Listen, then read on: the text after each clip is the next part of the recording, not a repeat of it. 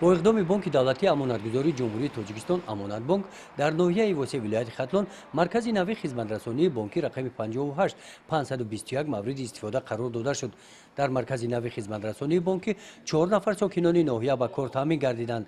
مرکز دارای شرایط‌های خوبی کاری بوده در چنین سطح و میزان خدمترسانی‌های بانکی میرساند. امروزها ریاست امانت بانک اقدام گرفته است که تمام مرکزهای خدمترسانی بانکی که در عمان جمهوری از آن جمله در منطقه کلوب میباشد از تعمیر حاضر زمان برآورده به مرکز شهرک و ناحیه‌ها برای مردم قلای برای جایهایی که زیادتر آدم‌ها گشت گذار میکنند در آنجاها مرکزهای خدمترسانی خود را تعمیر و ترمیم و از نوسازی و با تمام تجهیزات زمانوی مجهز گردانیده ایستاده است که تا با مردم خدمترسانی خوب و زمانوی امروزها کنند.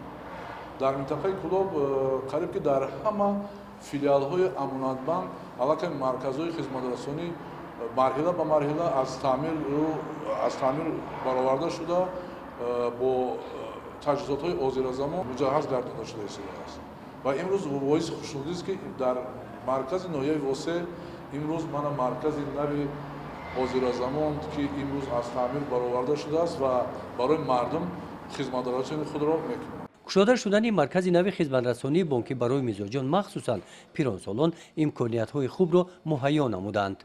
برای محله ما برای ناحیه به حد کاری خوب شد، کاری ثواب شد. برای آنکه ما دیگر از ناحیه دور نمی رویم، در این مرکز سودای سلطان کبیر می توانیم تمام کارهای خود را به انجام رسانیم. آدمانی که نفقه میگیرند نفقهشان میگیرند، آدمایی که پسنداز میکنند پسنداز میکنند، آدمایی که باز خیلی دیگر کارهای اجرا میشوند. برای آن ما از این کار به حد خوشحال شدیم. مرکز نوی خدمترسانی بانکی در ناحیه 11مین مرکز به شمار رفته. در دوره چاره‌بینی‌ها و تدبیرهای ریاست بانک دولتی امانتگذاری امانت بانک جمهوری تاجیکستان اوید سمت‌های افضلیت‌ناک بانک راه اندازی گشته است. کوچانیدن مرکزهای خدمترسانی بانکی و جایهای سیرودم در دهات‌ها ادامه می‌یابد. گزارش خوجا نظریف خدای نظر ظهوروف از ناحیه واسه برای برنامه اطلاعاتی نوید.